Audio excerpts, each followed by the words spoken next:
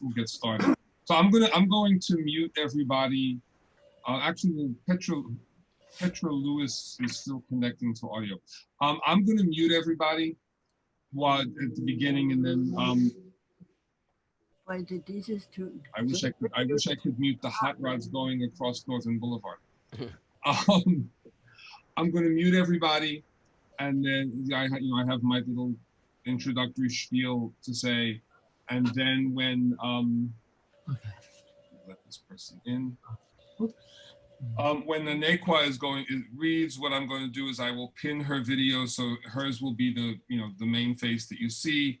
I ask if you can, if you can't, I understand, but if you can, turn your video on so that while she's reading, she's seeing actual faces and not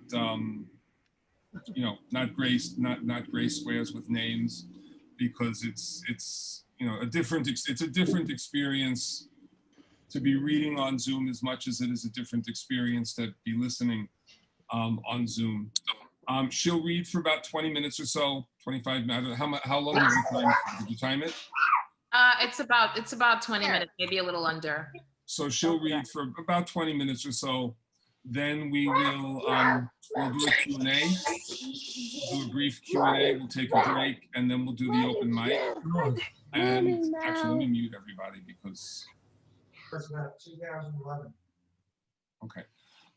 We'll do a brief Q&A, and then we'll do the open mic. And I would invite those of you who have not been to First Tuesdays before, if you can stay for the open mic, please do so. We do the open mic a little bit differently than a lot of other places do, and it can be a lot of fun. It can be a lot of fun.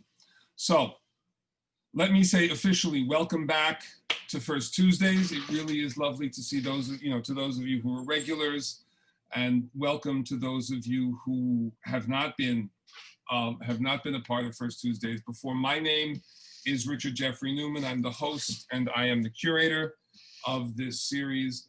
We are here the first Tuesday of the first Tuesday of the month. We are here the first Tuesday of the month from September through June. If you would like, and certainly until December, we're going to be doing the readings on Zoom. So if you enjoy yourselves and you'd like to come back, I put into the chat the URL for the sign up sheet so that you can be on the mailing list. And if I seem a little bit distracted, it's because I'm also allowing people in from the waiting room at the same time that I'm talking. I think next time I'm going to have to ask someone to be co-host so that they can take care of that while I'm doing what I need to do. So we're here the first Tuesday of the month. I need to thank up front Poets and Writers, because Poets and Writers has been funding First Tuesdays ever since I started. The series has been around since 2007, but ever since I started hosting in 2012, Poets and Writers has been very, very generous in funding us. I guess that's it.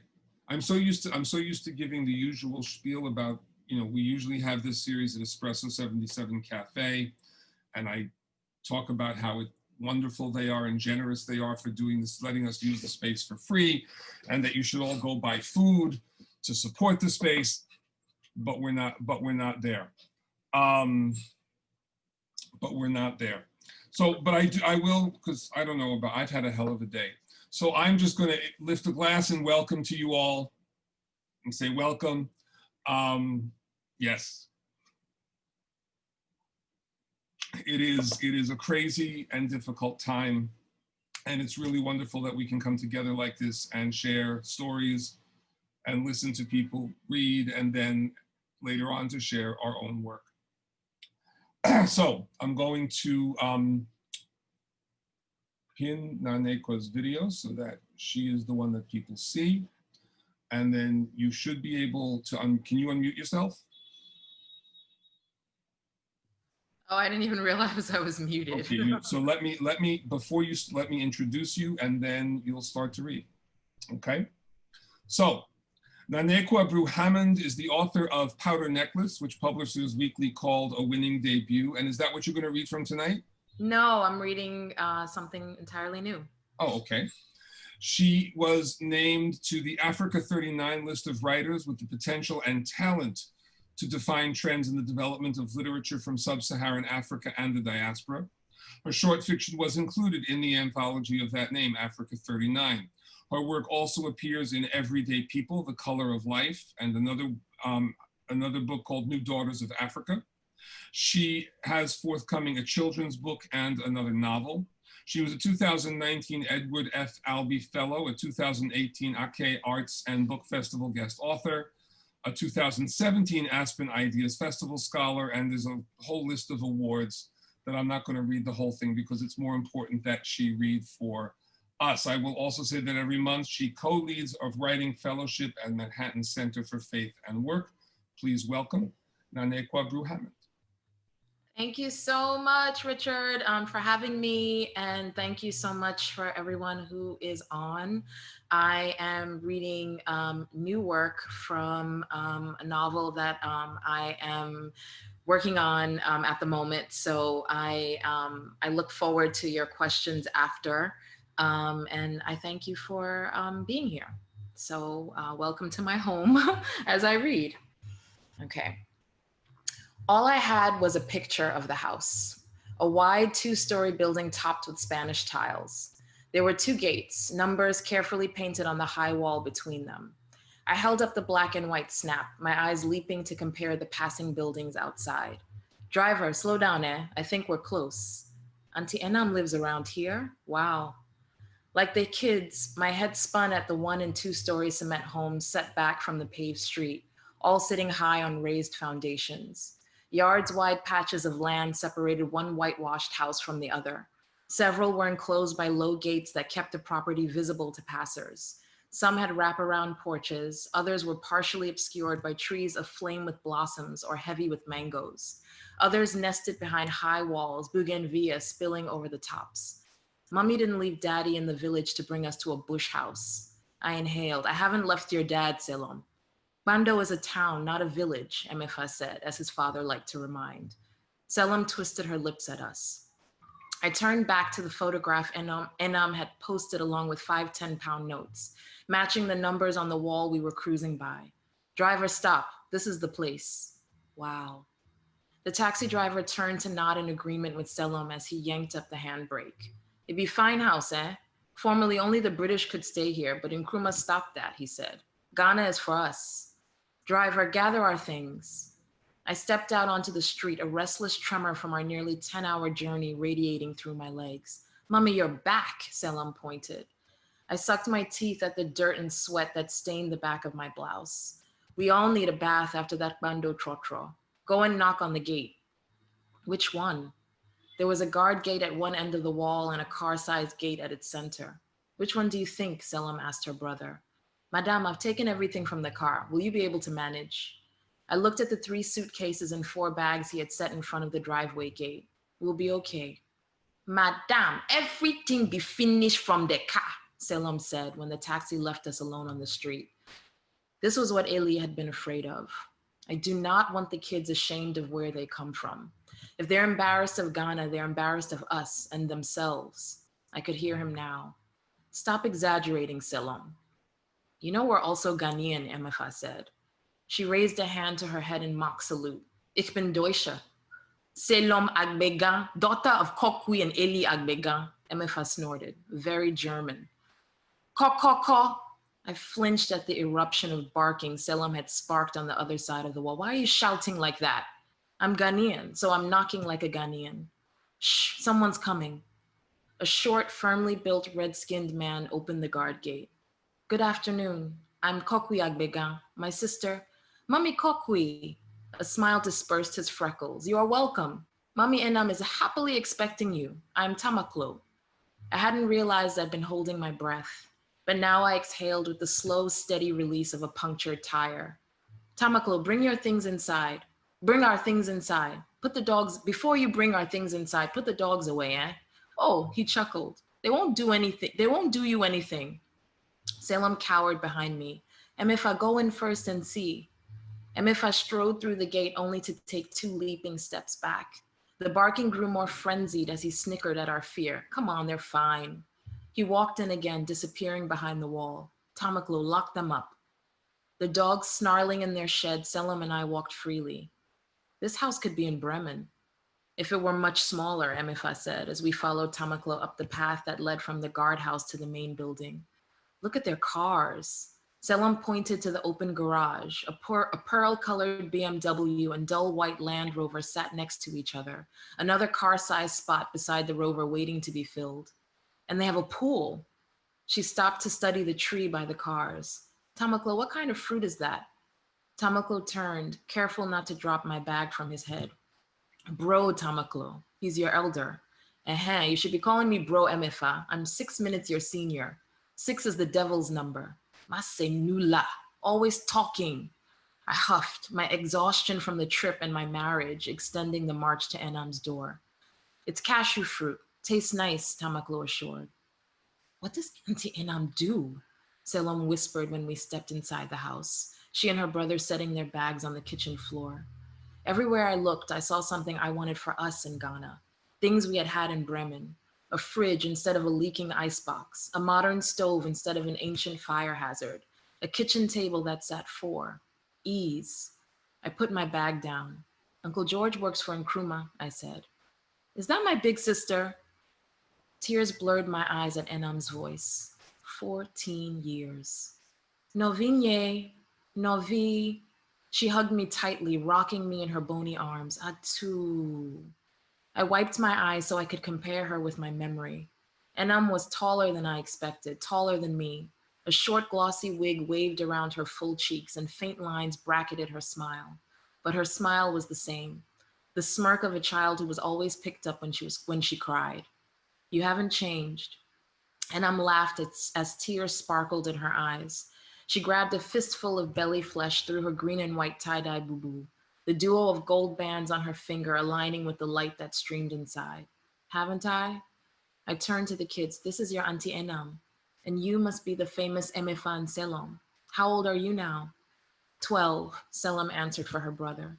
Enam tipped her head and howled, Mauli, come and welcome your cousins, before turning back to the children. So how was your journey to Accra? Awful, Selim said. Enam laughed. The trotro isn't my favorite mode of transportation either. It wasn't that bad, Emifa said. I heard you asking, what does Auntie do? Enam whispered the question as Selim had. But what you really want to know is how does Auntie do all of this? She twirled her finger. The answer is with a lot of help. I looked around, embarrassed my sister had heard us. Is George in? Remember, I wrote you.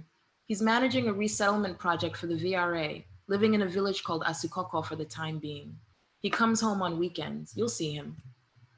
She shook her head and shouted again, Maulila! This boy likes to pretend he can't hear me. Tamaklo, go and take their things to their rooms and call him for me. I'm here, Mommy. My sister's son was smaller than Emifa had been at 6 and timid. He snuck glances at us, looking to his mother to ease the awkwardness of meeting family he didn't know. Enam whirled to fold him into a hugging kiss before releasing him with a push. Mauli, your cousins came from Germany 2 months ago, but your auntie is only now bringing them to visit us. You could have come to Bando, I said. I was coming. You wrote me there was nowhere for us to sleep. You could have come to Germany. We were fighting for our independence. You know what Ghana was like before you left, sis. She looked past me to the kids. Hug each other, La. You are first cousins. Emifa tried. You like Bayern Munich? Mauli looked down at the logo on his t-shirt. I prefer Arsenal, though. We'll have to take you all to a Hearts of Oak game so you can see Ghana's Premier League. Enam said, pointing at me now. Mauli, that's my big sister, the famous one I'm always writing to. She's your Noga, your big mother. Hug her tight for me, eh? What we've been through, how she looked after me. Hey! Enam clapped her hands, raised them to her lips and closed her eyes, a quick prayer. Atu, I cooed in my nephew's ear as he surrendered stiffly to the mandated cuddle. You all must be famished. Mauli, take your cousins to their rooms to freshen up and call Sewa and Agnes so I can have them prepare us some food. Freshen up means have your bath, I told Emifa. My son groaned. Enam turned her stuffed armchair to face the matching couch I sat on, her eyes wide as she leaned to put her hands on my lap. A photograph of Kwame Nkrumah, Enam, and her husband, framed in ornately carved wood, hung on the wall behind her. "Tell me everything," she said. I sighed, careful not to sit back and dirty her chair. I should have left Eli to come to Ghana alone. I should not have brought these kids to this country. What choice did you have, sis? How would you support yourself? The Africans used to come for me to sew for them. I could have made business. Why didn't you if you were that good? I am that good, but that's not what I want for myself. I didn't make a home for my children to break it, not after our childhood. But what if I had? What if I did? Two girls about Selim and Emefa's age entered the sitting room, setting down a pair of wood trays bearing kenke, black shito, green shito, fried herring, a calabash of water, and a dish towel. "Aren't you forgetting something?" Enam immersed her right hand in the calabash, running her fingers in the water. "Oh, Mommy, I'm sorry." One of the girls scrambled out of the room. Moments later, she returned, panting, with a bottle of fairy liquid. "Thank you, my dear." Enam moved her hand so the girl could squeeze a drop of the pink soap inside. "Sewa, Agnes, this is my sister Kokwi. She and her children will be staying with us for some time. You will look after them well for me, eh?" "Yes, Mommy." When they left, my sister shrugged. George's distant cousins. Their father died and their mom couldn't manage. They've been with us for the past 3 years. And I'm bent to pinch the steaming ball of fermented corn, blowing on her fingers before dipping the bite into the blackened pepper and green chili. "So sis, is it that bad in Bando?" She paused to chew. "Hasn't the mission provided you housing?" "They've provided a leak in each of the rooms and a shed in the back filled with construction materials." "I thought the mission had money." "The reverend who was there before us was an old man who didn't keep the place up at all." I shook my head. I knew we were coming to build a church, but I didn't know we would have to practically rebuild our home. Eli wouldn't even discuss renovations to our place. His focus is the church building. Right now, we hold service outside under thatch. From the plans Eli has, it could take 3 years for the building to be complete. I rolled my eyes. He wants a building all of Bando can fit inside. He's ambitious. That's good. If only he was as ambitious for his family. I can't have my children wait 3 years plus for a suitable home. Enam tore a piece of the fish. "I don't want to be in a village, Enam. Not where we came from. I don't want to be in Ghana. But from the moment Nkrumah gave that blasted speech at Independence Square, Eli was on me. Germany is not our country. The kids need to know they're not niggers or Germans for that matter. Let us go home and help rebuild." I looked up accusingly at the photograph of Osajifo. Enam followed my eyes. "Well, Ghana is growing," she said. Nkrumah has aggressively been launching projects. He's opened more than 60 factories across the country already. She started listing with her kenke-caked fingers. We have a coconut oil factory, a brewery, a milk processing plant, a plant for assembling lorries and bicycles. Tema Harbor is open, and the project George is working on is part of a scheme that will power all of Ghana with electricity. "Clap for Ghana," I said. I want my kids to grow up expecting electricity and running water and factories and operational harbors, not getting excited at the prospect. And let's not forget, Nkrumah has been jailing people all over the place for speaking against him, when he himself came to power by speaking out. I sucked my teeth. And now the assassination attempts. It's not even safe to be here. Enam's forehead furrowed as she went in for another bite. "Germany is in heaven, sis. Look at the wall they've built to trap their own brothers inside. Our people go to their country to school and work, but they see us as mongrels." She paused to swallow. "Well, Ghana is the only home we have. And if the home isn't fit to live in, what then, Enam? If we don't make it better, who will? Forgive me for wanting to raise my children in peace and comfort too." I twirled my finger around as she had earlier. "So what are you going to do, sis?" "I don't know. You can stay here as long as you like. There's plenty of room." "Thank you, Enam. It shouldn't be too long. I've told Eli I'll be back once he sorts the house out. I need him to paint at least, have the leaks fixed, make the place presentable, as close as possible to what the kids had in Bremen. This is Ghana, sis, not Bremen. I just want Eli to do better for us and for himself. You married a reverend." "I know who I married, Enam. The man has 2 degrees. He speaks and writes fluent German. We shouldn't be pinching pence. Why couldn't he continue being a reverend in Bremen or even here in Accra instead of that village?" "The consequences of marrying a good man," Enam said. "I admire the sacrifice he's making." I understand sacrifice, and I used to save pages in Fokofi's measurement notebook so I could have extra to write you every week. I knew if I didn't, we would lose each other. I exhaled. When Eli told me he wanted to go into ministry like his father, I let go of what I hoped he could be. But I'm a mother now, and you know, our only job is to protect our children and safeguard their future. By bringing us into that uninhabitable house in the village, Eli is putting my son and daughter on the altar. Do you know he wanted them to help him with the church building?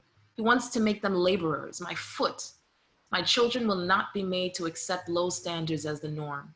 They will know they deserve more. I will make whatever sacrifice I need to make to ensure they have every advantage. And I'll end there.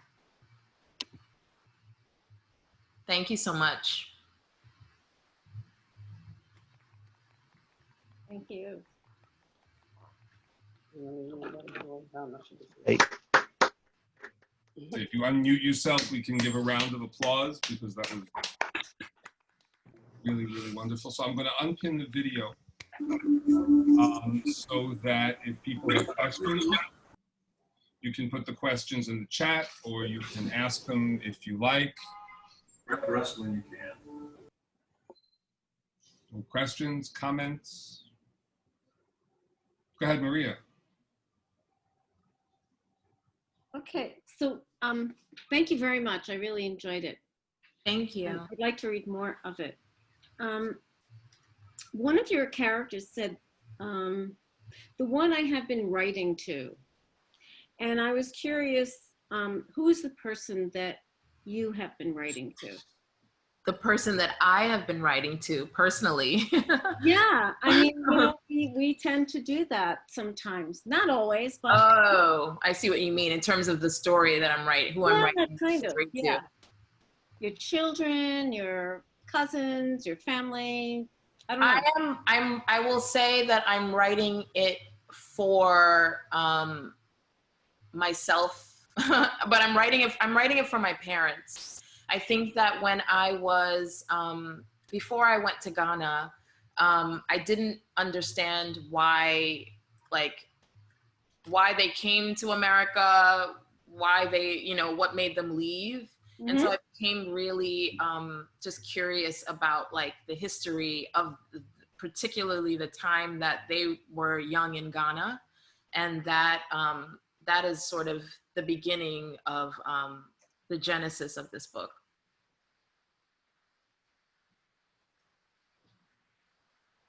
Okay, we have. It's Petra. Can I ask a question? Hey, Nana. Hey, Petra, thanks for joining. Yes, pleasure to be here. You set up all the conflicts very nicely. I was wondering, is this the same novel that you read at Weeksville, or is this something different? It's different. Okay, thank you.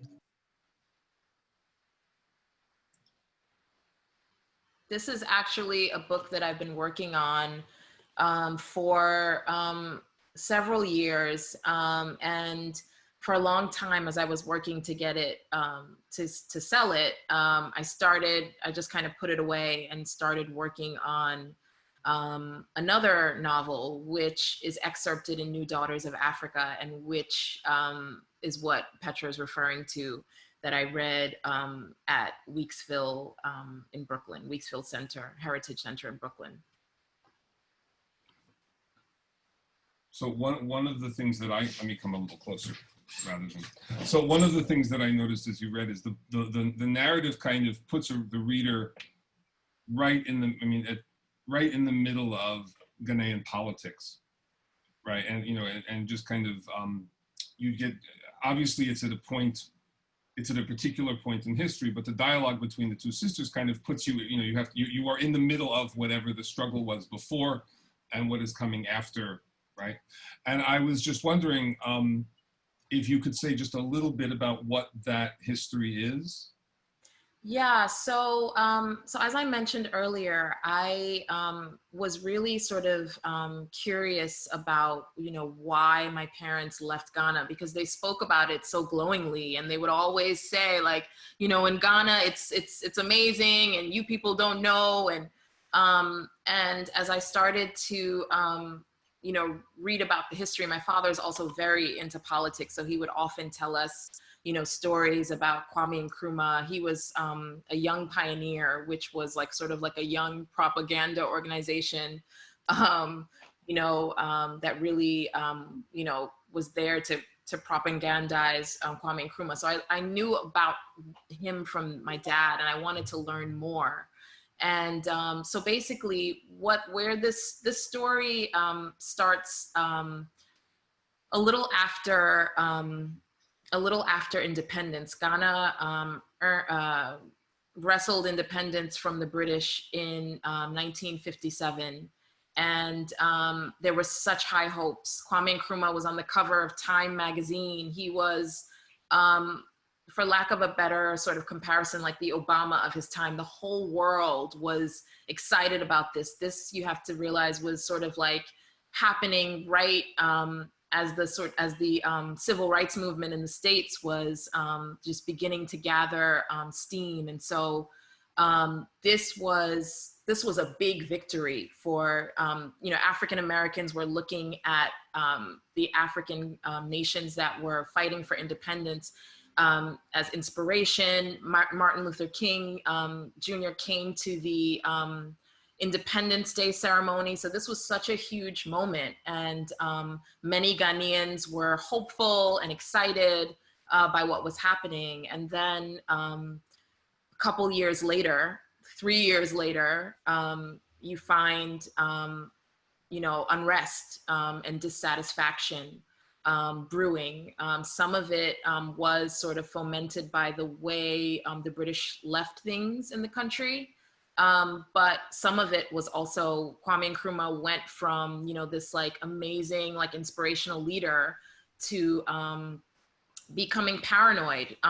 Partly rightfully so, because the CIA, he was out there looking for money, and from America and Russia, and the CIA did not like the fact that he was looking for money from Russia. So there was a lot of unrest in the nation, and there was also like an economic crisis that was also brewing. And where we find them is basically, we have this wife who has come back with her husband to Ghana and not wanting to be there. And she's grappling, her husband has romanticized and idealized like coming back to Ghana, and she's miserable. She's like, we were in Germany, we were living a good life, and I don't want to play with my kids' future just to like have this romantic vision of this nation. Thank you. Okay, I see Luvan had a hand up, and then Dan. Okay, so I'm going to say that I didn't gasp, but it took me aback to hear anything negative about Kwame Nkrumah. That is the place where Du Bois went, escaping white supremacy in the United States. That is where Maya Angelou went, danced with Nkrumah. That is where Stokely Carmichael, that is like messing with my notion of, and thank you for it, because I'm also now reading Eddie Glaude's Begin Again, James Baldwin's America and the Urgent Lessons for Our Own. And it's also helping me, it's complicating the history I thought I knew. Yeah, the thing is, like I said, my dad was a young pioneer. So I grew up hearing so many lionized stories of Kwame Nkrumah, and he is a fascinating, amazing visionary. And I remember, so there's sort of like, as I was researching this book, I read Africa Must Unite and some other books. And I was also sort of in parallel doing the history. And as I was reading it, I was in dialogue, like I was shouting at Kwame Nkrumah, like I was basically going insane. And as he was saying all these things, and I'm like, no, but you became a dictator and you did all of these things, but he basically, I feel like he got to a place where he felt only he could save Ghana. And again, he was also being undermined by the CIA. His phone was being tapped. He was very paranoid. And there are cables that you can read of, of them, of the CIA discussing Nkrumah, and they make fun of the fact that like he is like emotionally at his end. So he was going through a lot. The other thing was he had also married an Egyptian woman, and that was something that really the Americans were really took as a signal of his ambition for Africa, because obviously it was a way for him to advance this Africa must unite hope.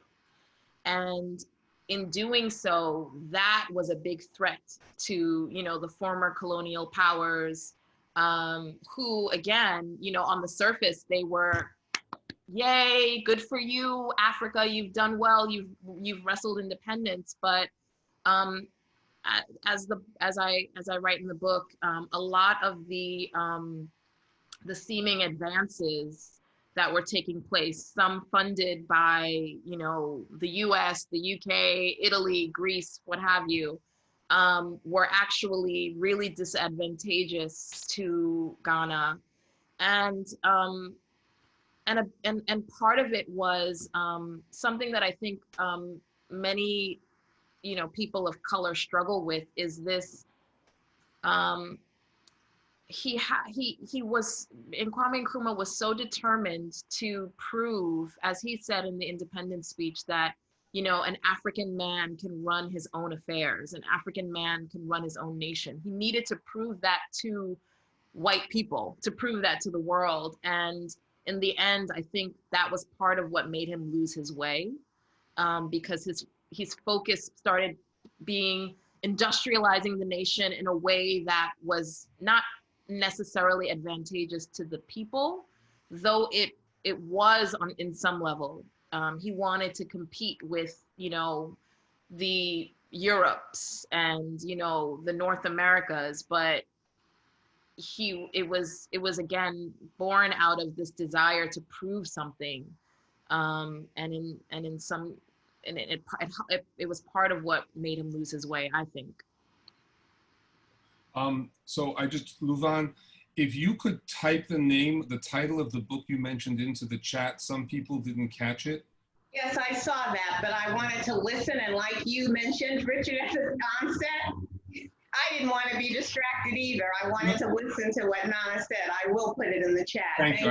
I didn't know if you saw it in the chat. That's all. When you get a chance. Reminder. Nana, I just want to say quickly, just like your novel, Powder Necklace, you complicate the story that we tell or know about Africa. And you're doing it again with what I can see in this excerpt. It's not easy for me to hear this about Kwame Nkrumah, because you're right, he was put forth as the savior, and that was the end of the story. But I'll end it there. Thank you. Okay, thank you. Okay, Dan, you had a question. Well, I don't know if in other parts of the book you're going to be heading towards the future and examining political developments as they continue. But when you're setting the scene, which was so vivid to whenever that was, 70 years ago, I can't keep track, are you resisting the temptation to sort of foreshadow what's going to happen, or are you embracing the temptation? How much of a challenge is that? That's a good question. I'm literally in the process of doing this now, so I have no distance from this, so I don't know how to answer that question. But I will say that I'm trying really hard not to romanticize anyone or any viewpoint. I'm just trying to tell the story of these two, of these women in this experience. And yeah, at this time in Ghana. We have a question in the chat, and we'll just take maybe one or two more questions. Okay, where is it? From Pramila. Hi, Pramila Venkateshwaran. She asks, are the opinions about development and migration markedly different in the two characters who are having a conversation? Yes, I think so. Yes. So we have, you know, one sister. So there's the sort of background is they're sisters who, you know, had a difficult childhood and they were ultimately split up. And so one sister has, you know, was living large and the other sister has had to scrape and scrap.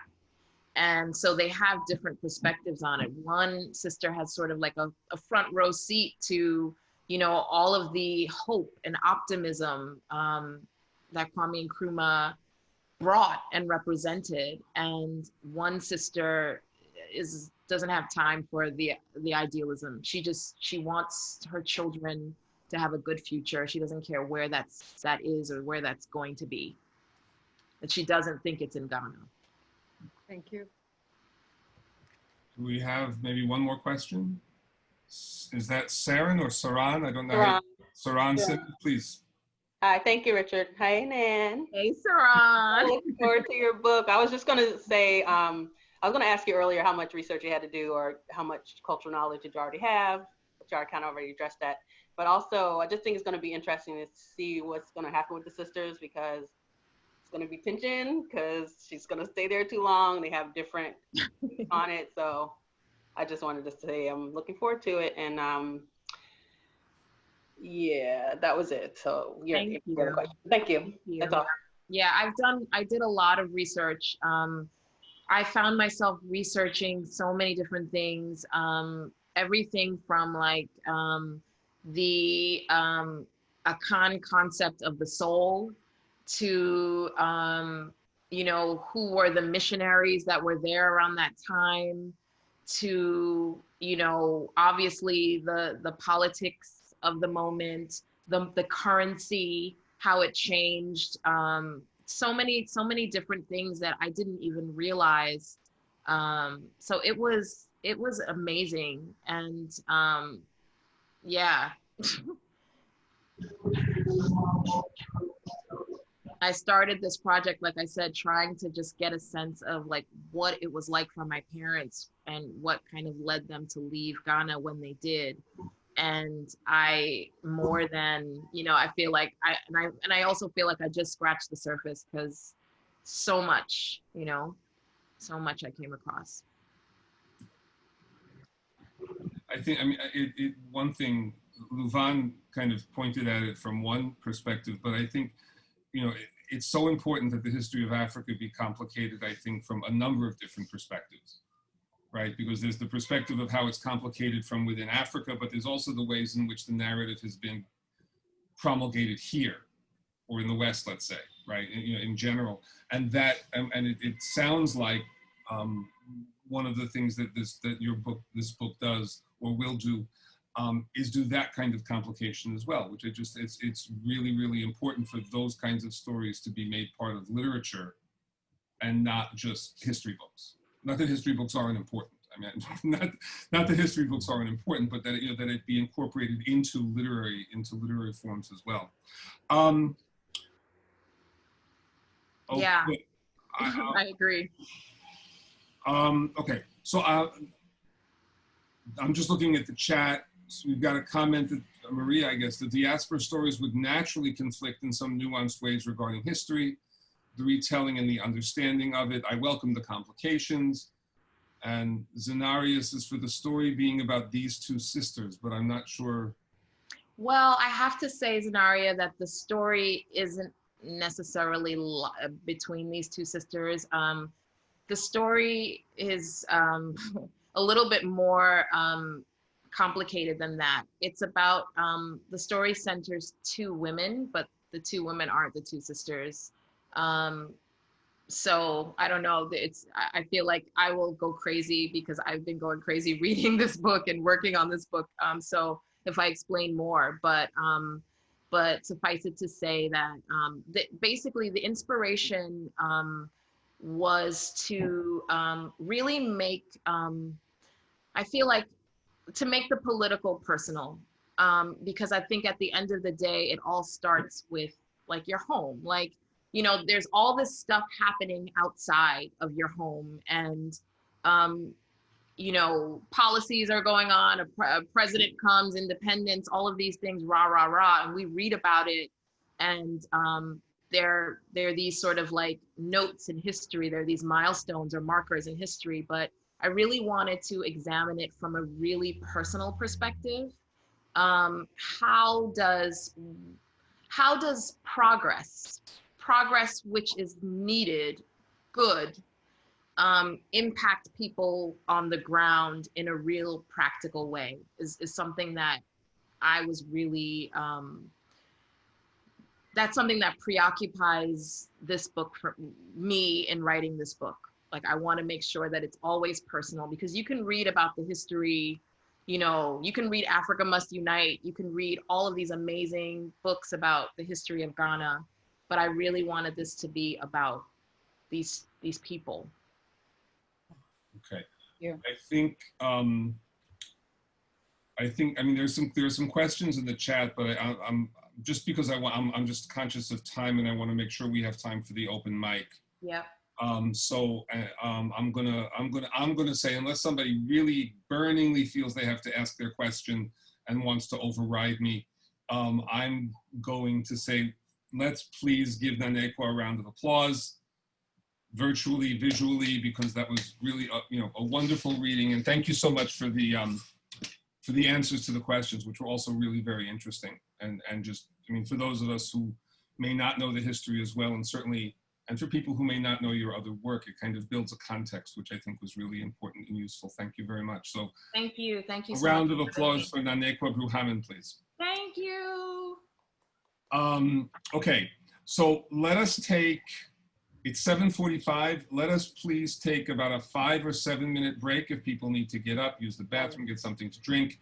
And when we come back, we will do our first Tuesday's open mic. And I hope that those of you who are new will be able to stick around, because it's kind of, you'll see it's kind of a fun experience. So let's take a quick break. We'll give people a couple of more minutes to come back. It really is so lovely to see everybody. It's been such a, I don't know about for the rest of you, but it's been a crazy summer for me. I hope everybody is healthy, and your friends and your family are healthy and safe, and you are finding ways of keeping sane in what is very often an insane, so it feels like an insane time. While we're waiting for people to come back, for them, this is for people who have been part of First Tuesdays, you'll know what I'm talking about. When we do the cento, I'm wondering if there's somebody who would be willing to monitor the chat, because sometimes people, when we started doing this in the spring on Zoom, people were typing lines into the chat, and it was kind of hard for me to keep track of what was happening on the screen and also in the chat. And so if there's somebody, and if not, I will do the best that I can. David has graciously agreed to be our scribe again. And I'm just wondering, is there anybody who might be willing to do that?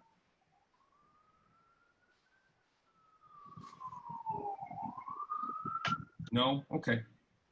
So we will. I can do it. This is Zenaria. Oh, Zenaria, thank you so much, Zenaria. So you've been to First Tuesday, so you know how this works, right? Yes.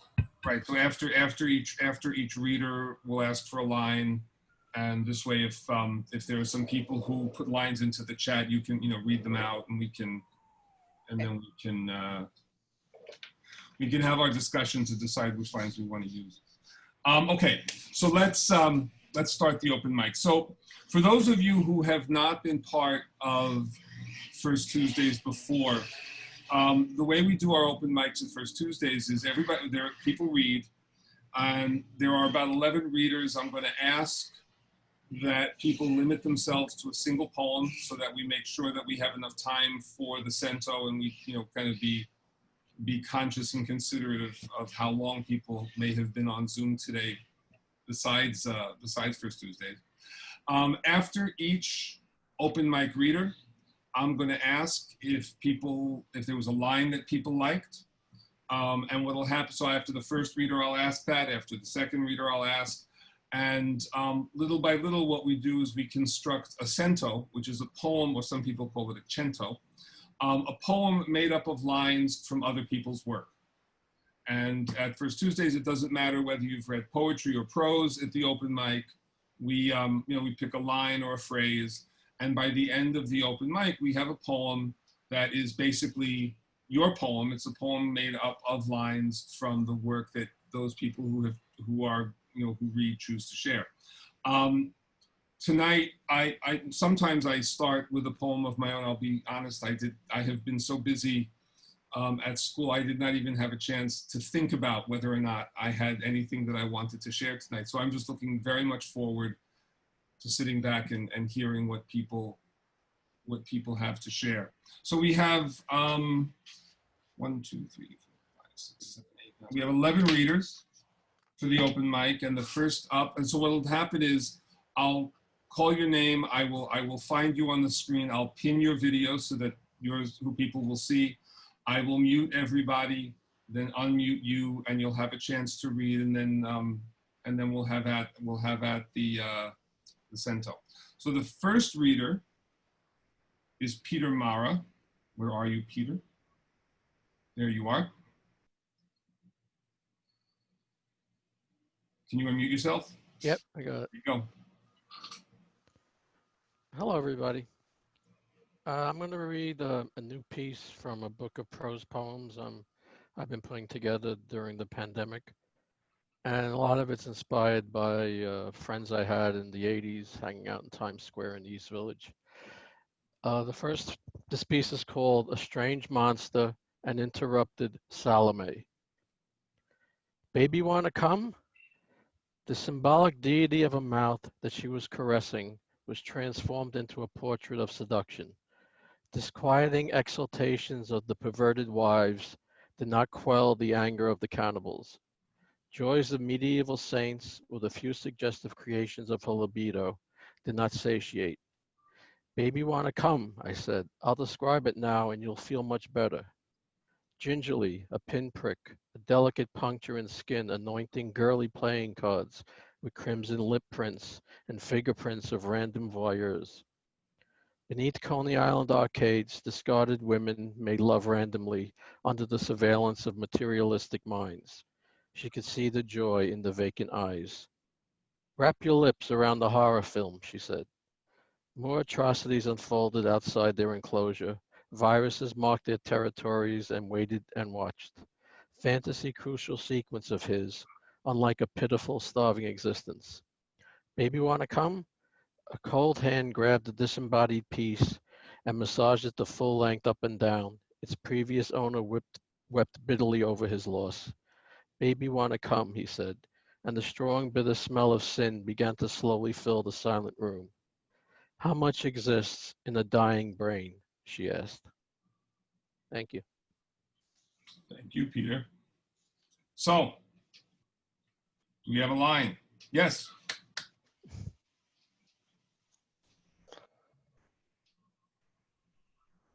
You can unmute yourselves if you have a line, or we'll just take the ones that are in the chat. Fingerprints of random voyeurs. Fingerprints of random Voyeurs, yeah. voyeurs. Fingerprints of random voyeurs. We've got, we got How a much bunch. exists in a dying brain? Yeah, I like that one too. Say that again. How much exists in a dying brain? Thank you, Lisa, for writing it. I heard so much exists in a dying brain or something like that. That last line was a stunner, I think. Yeah. All right. We've also, what else do we have in the chat? Zanari, what else? Yeah, do not dispel the anger of the saints. Strong smell of sin. Okay, so how about this? It's fingerprints of what voyeurs? Random. Random. How about this? Fingerprints of random voyeurs did not dispel the anger of the saints. How much exists in a dying brain? Yeah, sure. Yeah. That's good. We'll start, okay, it's a good start. Next up is Dan Fleshler. Where are you, Dan? Hold on a second. I forgot actually to pin Peter. There we go. Okay, the one thing I'm going to ask is when I Wait, Dan, unmute yourself. listen to these poems and the cento is on the, I sometimes get caught up in capturing words and writing them down, and instead of listening to the poem. So I just like you to listen to this. It's fairly new. I mean, it is new, but it's fairly recent. And those of you who want to give feedback, please let me have it. This is called Cat Grief and the Heart Sutra. I've sometimes come across as an authority on grief, the macher of searing loss, displayed credentials of bitter mourning to shrinks and rabbis and dharma gatherings. My dad vanished when I was 12. My life was a string of long goodbyes. And you're not the first pet who's died under my watch, Sammy D. But now I remember that I knew nothing. I can't say goodbye to you. You won't let me. Your creamy white moonlight love still bathes the world. It's everywhere. Beyond the couch and chair and beds where I cradled you, beyond this apartment, this city, beyond form and emptiness. I've sometimes convinced myself I could glimpse the truths of Tantra, could actually see the comforting emanations of Tara, the bodhisattva of pure compassion. But now your persistent glow shows me I saw nothing. 3 days after they put you to sleep forever, you're nestling in my empty lap. And I'm knuckling the short hairs that no longer exist above your nose. My heart still cracked open. This is not denial. This is not anger. I'm making no effort. You remain here. The same neurons and synapses that crackled in me before they wrote the receipt of your demise are crackling now. So let's keep this up, you and me. Let's not stop reinventing love. All right, thank you, Dan. That was really lovely. That was really lovely. So, Let's not stop reinventing love. From the chat, I'm knuckling the short hairs above your nose, and you're not the first pet to die under my watch. well, we got to decide. Do you have a favorite? Let's not stop. What was it? Let's not stop reinventing love. Yes. Yeah. Yes. Okay. That one. Okay, so fingerprints of random voyeurs did not dispel the anger of the saints. How much exists in a dying brain? Let's not stop reinventing. Yes. Let's not stop reinventing love. Okay. Next up is Marty Levine. Marty, give me a second. There you are. Whenever you're ready, Marty. Okay. All right. I wrote this poem for John Lewis after John Lewis died. I was following a lot of the coverage of his life and his death on TV and in the newspaper. And he's someone I long admired. And I should say I'm a little ambivalent whether I'm the right person to write this poem or whether, I think some of my ambivalence will come through in the poem itself. And I just hope that it will be taken in the spirit in which it was intended, of, great respect and reverence for the man. I started out with a quote from his speech at the March on Washington, which I used as an epigraph. And the quote is, "To those who have said, be patient and wait, we have long said that we cannot be patient. We do not want our freedom gradually, but we want to be free now. We are tired. We are tired of being beaten by policemen. We are tired of seeing our people locked up in jail over and over again. And then you holler, be patient. How long can we be patient? We want our freedom and we want it now." And this is what I wrote. "Presumptuous of me, a white man, to put words into the mouth of a black man. Presumptuous too for an amateur poet to put words into the mouth of a great orator. Still, as I read these words, I couldn't help imagining other words he might have said in addition to those he did say. Here they are. If I were less than a man, perhaps I could understand having to wait for the rights that belong to a man. But I am a man. I am a young man, but I have waited 23 years to get the rights that belong to a man.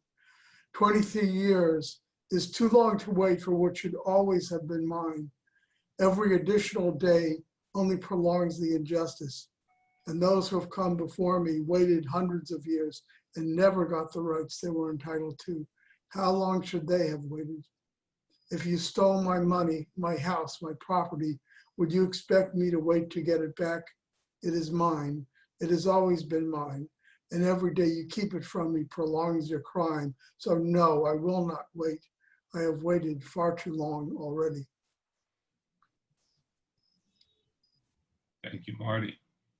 I don't know. I kind of feel like it's not a poem to cannibalize for the cento. I kind of feel that that's just a poem we should let stand. That we should let stand as is. I mean, that's my feeling. So let's move on. The next reader is Maria Lacella. Maria, let me find you. There you are. Waiting. And whenever you're ready. Okay. So this is going to be part of a chat book. Just for those who don't know, Yemaya is a goddess in Santeria. Stepping into the sea. You let me, your stepmother, take your hand to walk into the surf. Let slippery seaweed wrap around your ankles like emerald ribbon. We step on the edge of lacy waves that feel like butter on hot skin. You hold back. Your mother's fear of the sea, fear of me, sways you. She warns you, Yemaya, the Santeria god, will swallow you into the sea of your ancestors here in Puerto Rico, island of your Borinquen bloodline. I tip the balance, study Santeria, pin a benevolent picture of Yemaya on my bulletin board so she will know who we are. Queen of the ocean, mother, Yemaya, savior of sailors, spirit of moonlight. She will protect you, I swear, as she does sailors in stormy seas.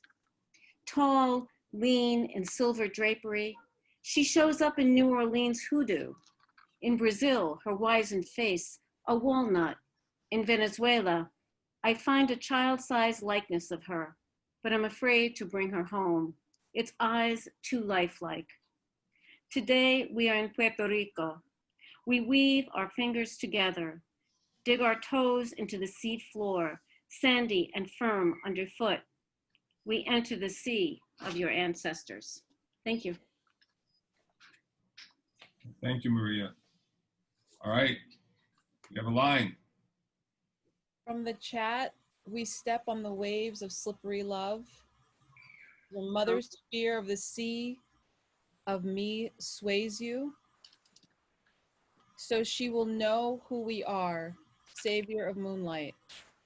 And the last one here is, we enter the sea of your ancestors. So, what do you think? It's hard to, I know, it's hard to get back into the swing of the cento, right? But what line do you like? You step on the waves of slippery love. You step on the waves of slippery love. Okay. Okay, we weren't. Did we get that right? I think I don't know if that's the correct Yeah, that wasn't the right line, but there is a line that says that. But it's a good line. So what's the line? Um, let the slippery seaweed wrap around your ankles like emerald ribbon. Okay. We step on the edge of lacy waves, I'm sorry, that feel like butter on hot skin. That's what I've. That's it. We step on the edge of lacy waves That feel like butter on or on hot skin.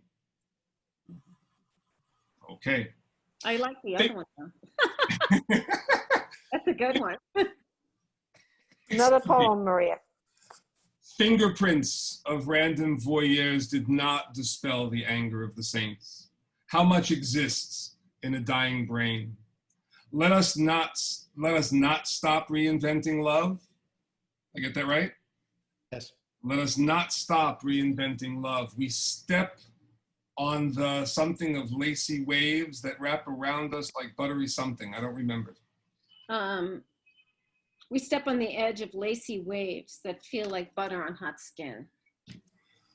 Okay, let us not stop reinventing love. We step on the edge of lacy waves that wrap around us like butter on hot skin.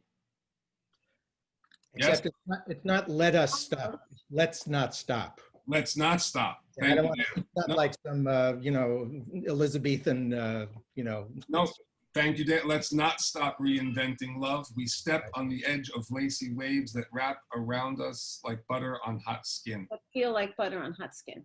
Lacy waves that feel like butter on hot skin. Okay. No, This is getting erratic. everybody's a critic. That's okay. All right. I'm typing it all down, I promise. Okay, no, we get it right eventually. All right. In fact, David, you are up next. Okay. Let me pin you. Boy, that let me pin you used to have a whole different meaning in the 1950s, right? All right, David, you're up. Okay. This one's called In the Key Food, Returning the Ribeye to the Shelf. I think back to that quiet Queen's night. January cold, comfortable even in my shorts and undershirt. Royal blue recycling cans dragged to the curb. Black trash bags billowing behind. Head dizzy.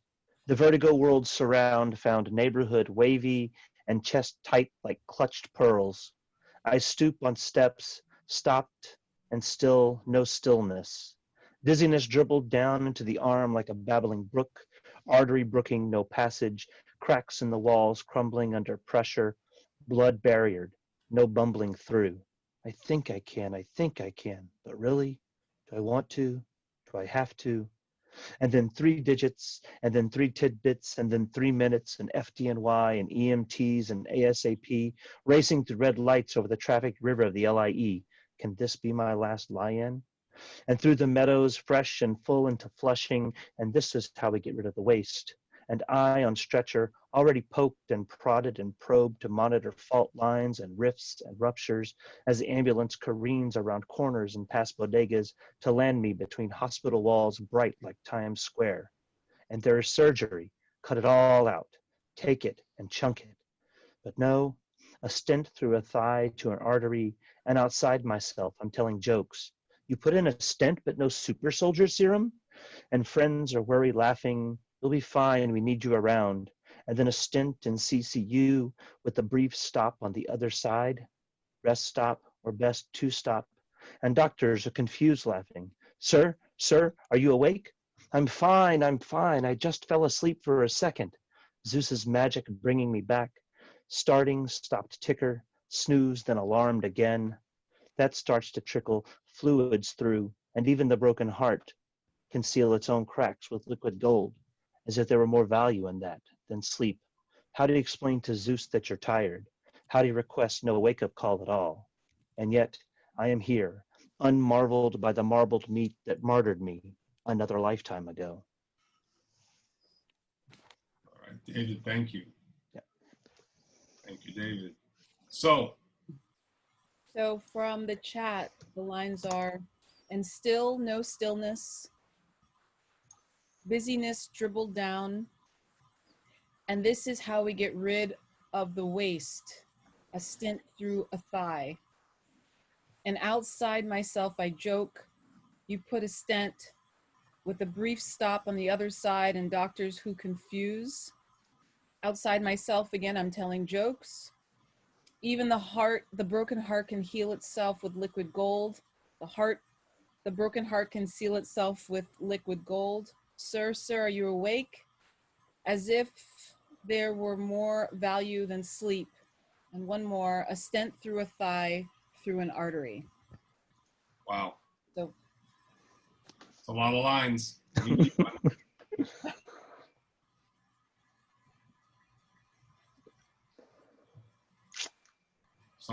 Someone's got to choose one. I love the even the broken heart can heal itself with liquid gold, if that's what I heard. Okay. yeah, me too. Yeah. Okay. So Okay. The line is actually even the broken heart can seal its own cracks with liquid gold. Oh. conceal its own cracks with liquid gold. Sorry, it was a great line. Thank you. Love it. Fingerprints of random voyeurs did not dispel the anger of the saints. How much, I forgot, how much what? Exists in a dying brain. Fingerprints of random voyeurs did not dispel the anger of the saints. How much exists in a dying brain? Let's not stop reinventing love. We step on the edge of lacy waves that feel like butter on hot skin. The broken heart can seal its own cracks with liquid gold. This is, okay, he's becoming a deep cento. Next up is Lydia Chang. Lydia, give me a second.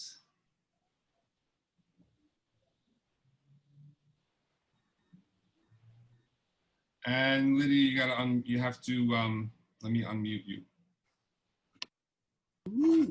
Okay. Okay, Lydia, you're up whenever you're ready.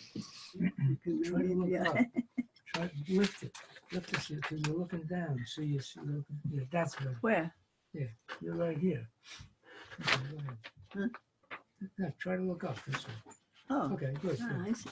There you are. You can see your face. I am short. Okay. I cannot go very high. It's okay. It's okay. Just read. All right. Okay.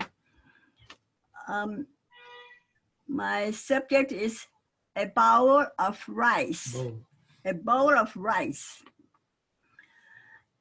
As I prepared to throw away the leftover bowl of rice, a sharp pain started in my chest.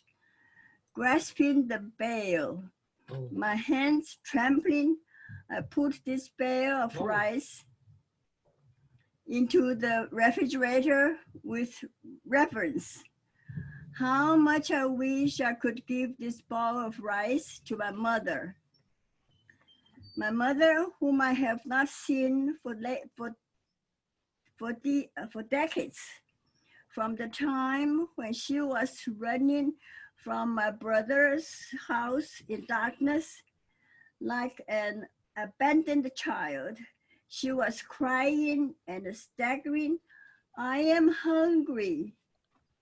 I have not had enough rice to eat because the rice was rationed in China. My sister-in-law locked her food in a closet, and my mother's meals were reduced to 2 per day. She could not care less about any revolution. She wanted only a bowl of rice, which was her birthright. I was 2 oceans away from my mother. Had I known, I would have taken a bowl of rice with both hands, flying across the waters, even under the death penalty, to offer a bowl of rice, white, steaming, fragrant rice, to my mother. Okay, Lydia. Thank you very much, Lydia. Huh? Oh, okay, I said thank you very much. Thank you. Okay, we have, what do we got? What lines do we got? Yes, in the chat, into the refrigerator with reverence, running in darkness like an abandoned child. I like that one. She could not care less about any revolution. She wanted only a bowl of rice, which was her birthright. Yeah, well, I like that. Lydia, I am crying. I don't know if that was a. No, I think that was just a comment about the That was just a good reaction. Yeah. I also, yeah, that I should say that book, that poem is from Lydia's chapbook, her first published book. And Lydia, do you have that? Can you hold it up so that we can see it? The book? Yeah. It's a lovely chapbook. And it's available from Finishing Line Press. And not just because I blurbed it and I think it's really lovely. I think you should all go out and buy a copy. Because it is a good book. And Lydia will be, we haven't arranged it which month yet, but next season Lydia will be a featured reader for us from Thank you. to read from the book. So we have a line. I heard people who liked running in darkness like an abandoned child. Yeah. I think we were talking about she could not care less about any revolution. Right. Yeah. Which one? Price, which was her. You tell me. I kind of like that. Which one? Couldn't care less about any revolution. She wanted only a bowl of rice, which was her birthright. Oh, so you want to use both of them? Okie doke. Fingerprints of random voyeurs did not dispel the anger of the saints. How much exists in a dying brain? Look on 3 lines. Let's not stop reinventing love. We step on the edge of lacy waves that feel like butter on hot skin. Oh, the broken heart conceal its own cracks with liquid gold. She could not care less about any revolution. She wanted only a bowl of rice, which was her birthright. Okay, so that cento just took a turn in a very interesting direction. Okay, next up is Norman Stock. So Norman, hold on a second. Let me pin this. All right. Okay. Yep, you're up whenever you're ready. Okay. Well, in July, I turned 80. And, happy birthday. Thank you. So I I wrote a poem on that day, and it's called "Keep It Going, Stranger." It's my 80th birthday. So what do I get? Hiccups. Very fitting. After all, something should signal that I'm still alive. Why not hiccups?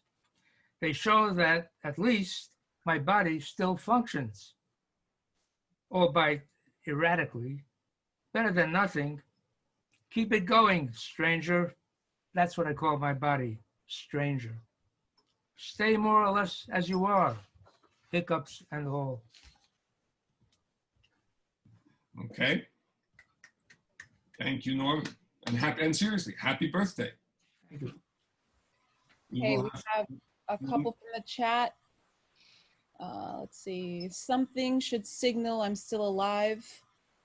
And again, after all, something should signal I'm still alive. Why not hiccups? Why hiccups? That's what I call my body, stranger. Everybody had the same. That's what I call my body, stranger. So 2 votes for all 3, each of these 3 lines. Well, what do we got? Which do you prefer? After all, something should signal I'm still alive. Why not hiccups? Or that's what I call my body, stranger. No, I think after all, something should signal I'm still alive. Why not hiccups? Why hiccups? Are those 2 separate lines, Norman? Why not hiccups and why hiccups? Or is that? No, it's after all, something should signal that I'm still alive. Why not hiccups? It's 4 lines, but you know. Okay. Is that what we're going with? Yeah. Okay. So 1. Fingerprints of random voyeurs did not dispel the anger of the saints. How much exists in a dying brain? Let's not stop reinventing love. We stand on the edge of lacy waves that feel like butter on hot skin. The broken heart can seal or heal. Seal its own cracks? Seal. Seal. Seal. Broken heart can seal its own cracks with liquid gold. She could not care less about any revolution. She wanted only a bowl of rice, which was her birthright. 2. After all, something should signal that I'm still alive. Why not hiccups? Did someone just hiccup?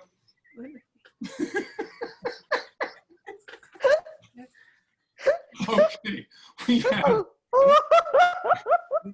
excuse me, we have 4 open mic readers left. Next up is Henry Sussman. Henry, give me a second. And you can unmute yourself whenever you're ready. Hi, Richard. So nice to be back. I've been up to mischief over the summer, just like everybody else, but summer's over, we've started, and we're off to a good start. I'm going to read half a poem called Class Notes, and I'll finish it next time. Secret behind the secret, all unlocking detail, could have sliced through curtain of Maya with clenth, only too late. Nature, this knowledge, Oedipus takes his fall, no safety net, trapeze artist. No oracles, seers, to warn off lives of blunder, infelicity, bled out in a cage, bars invisible, head battered, rules unspoken, unspeakable gaffes, insults allocated liberally, recognized to no effect in hindsight, oblivion systematic, silence unbearable, love canal interposing between ourselves and our neighbors, silence to which we retreat, boggled, rather than promulgate further uninformed inanity, shame. And beneath comedies of manners, impact may reach trampling park fences, anointing footwear in dog shit, subtends another system, selections, distributions, oh horror, deciding who grows up on landfill, whose school mostly staffed by police, who works, who sees the doctor. I circulate, local boulevard, agora teeming, endless succession, chance nano encounters, antennae picking up signals every direction, beamed by my fellow planetary cohabitants, occupy myself guessing, mostly their intent, emitting my response messages, utterly opaque, jamming my personal radar. Luhmann calls this double contingency, conditions of human encounter, terminal undecidability through mutual projection, making 37th Avenue more learning machine than tactical police tower. Each new step inciting error, misrecognition, also a shot at squaring the skew, tissue of life shredded yet intact, so long we keep to our revisions. Thank you. Thank you, Henry. You know, I say it often, but it's the, you know, since it's the first Tuesdays, one of the things that I always enjoy about this open mic is just how different everybody's work is.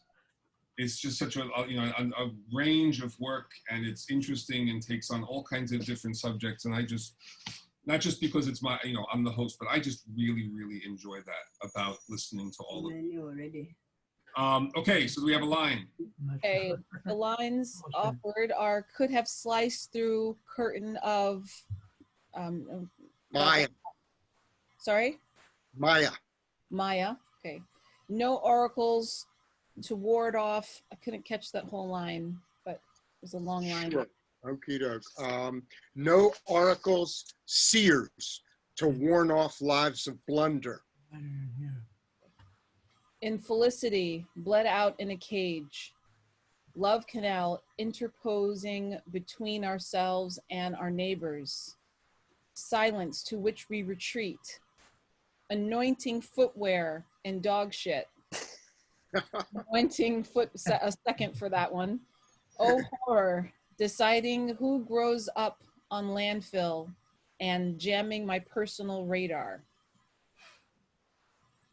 Can we combine something like jamming my personal radar, anointing footwear, and dog shit?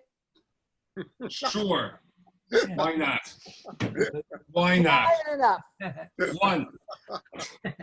One. Fingerprints of random voyeurs did not dispel the anger of the saints.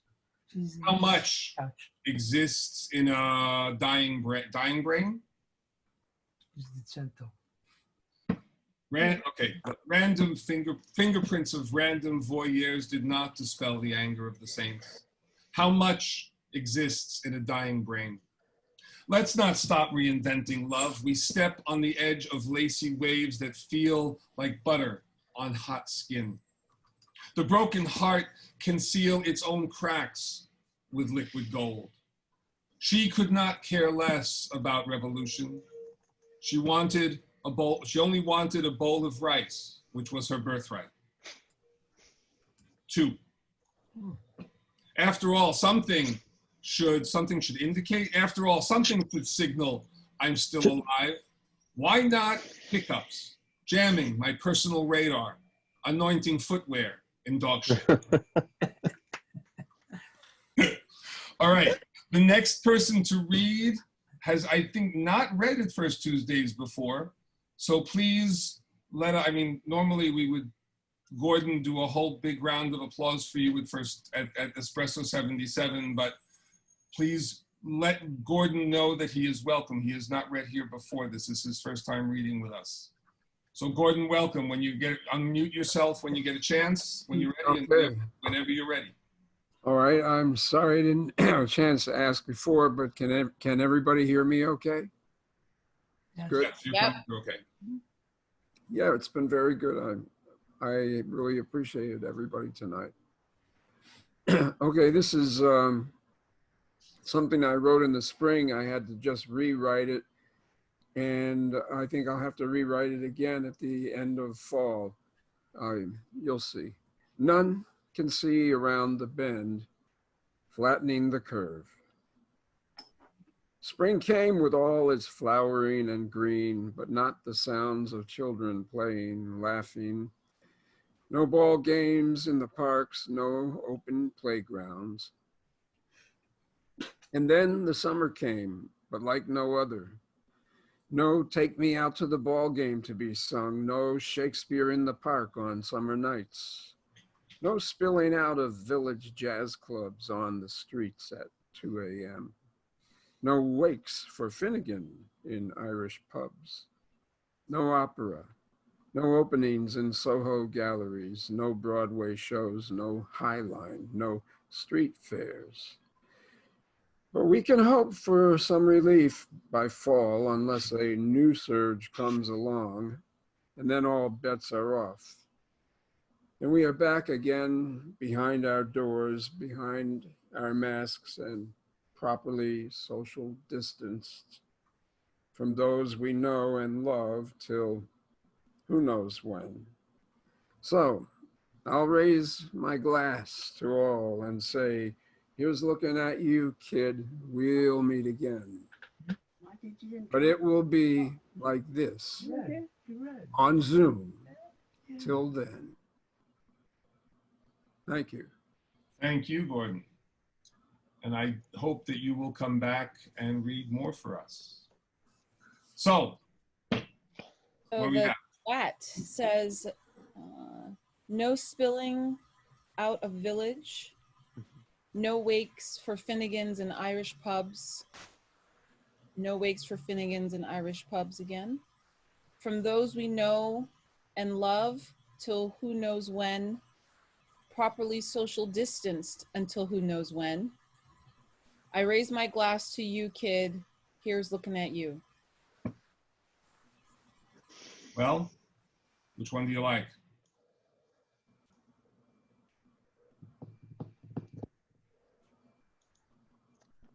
Okay, I'm gonna choose. I raise my glass to you. That's to you, kid. Here's looking at you.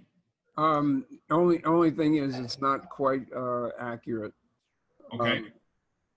It's a little bit longer than that. So, I mean, feel free to shorten it, but it was, so I'll raise my glass to all and say, here's looking at you, kid. You know, So I'll raise my glass to all and say, here's looking at you, kid.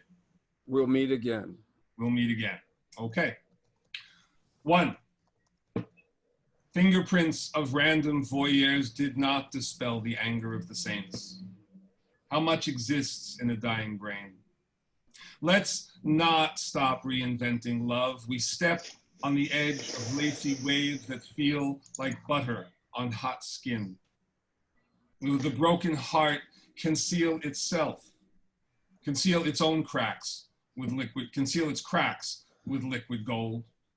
She could not care less about revolution. She wanted a bowl of rice, which was her birthright.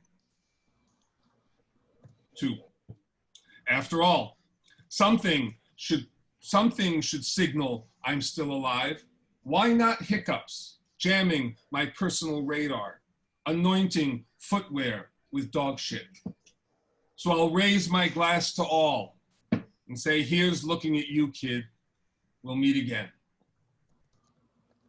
Okay, we have 2 more readers, and thank you. Ron, are you still here, Ron?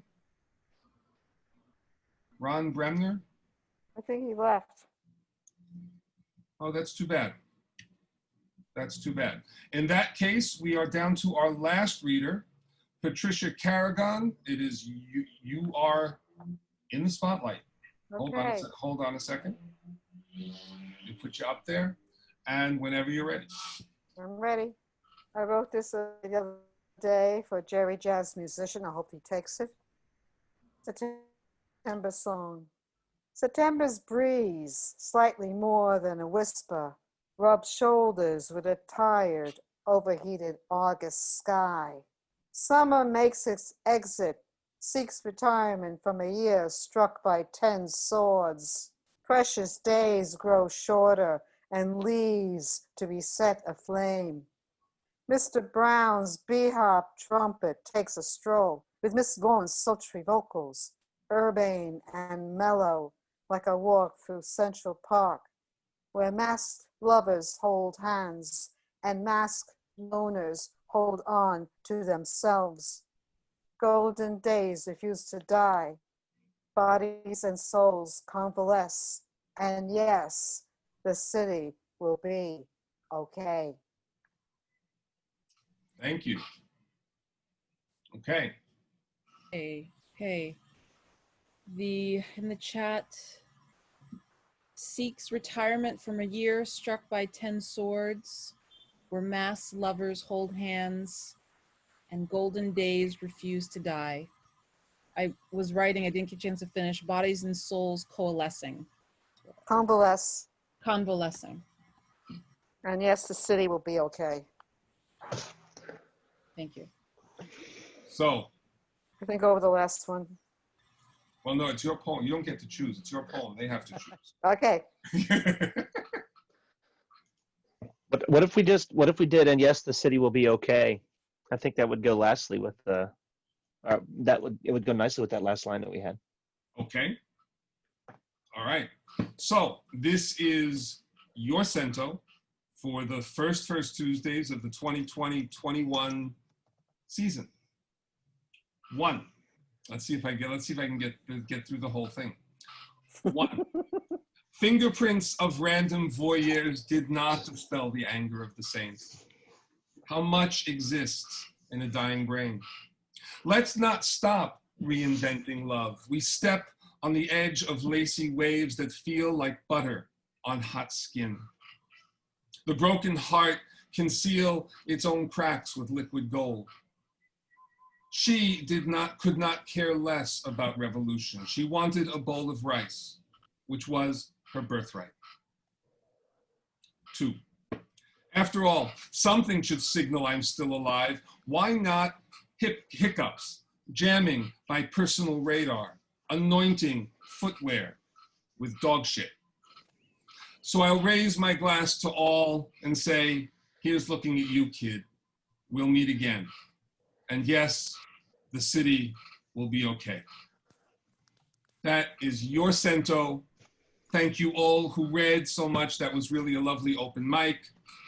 Thank you, those of you who are new to First Tuesdays. I was really happy to see some of you kind of getting into it and suggesting lines and getting into the spirit. That was really quite lovely. Thank you, Ekua, for a really, really lovely reading. And I look forward to seeing that novel. And we look forward, I shouldn't just speak for I am sure look forward to seeing that novel when it is published. We will be back here on the first Tuesday of October, which is, what's the date? My calendar happened to be closed, which is October 6th. And we're gonna do something a little bit different. It'll actually make Dan really happy.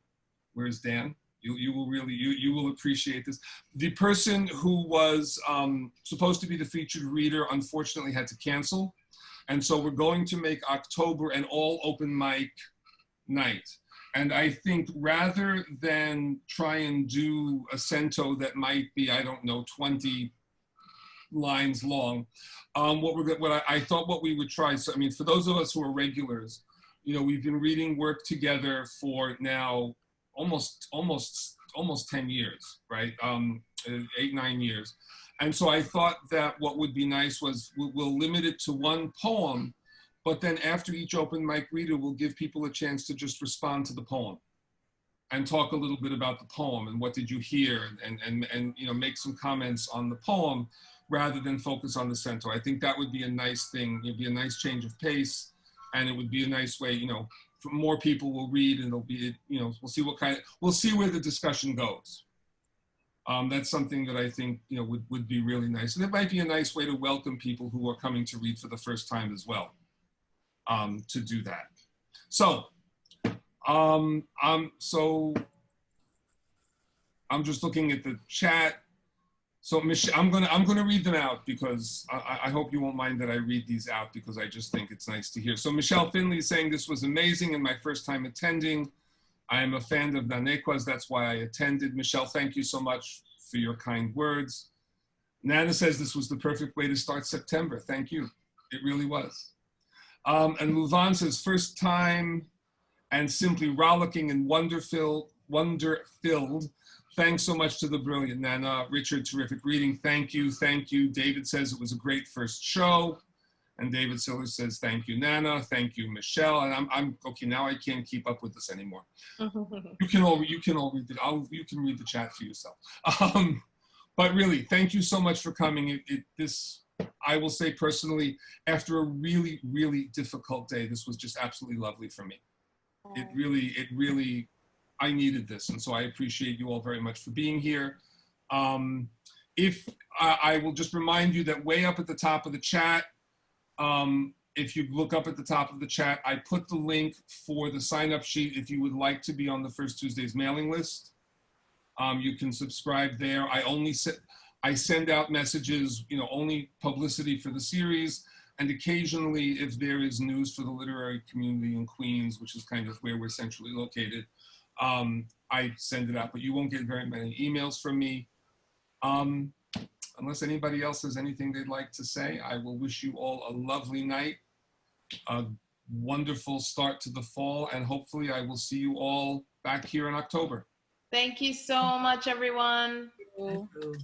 Bye. Bye. Thank you, everybody. Glad I was able to Good to make see it. everyone.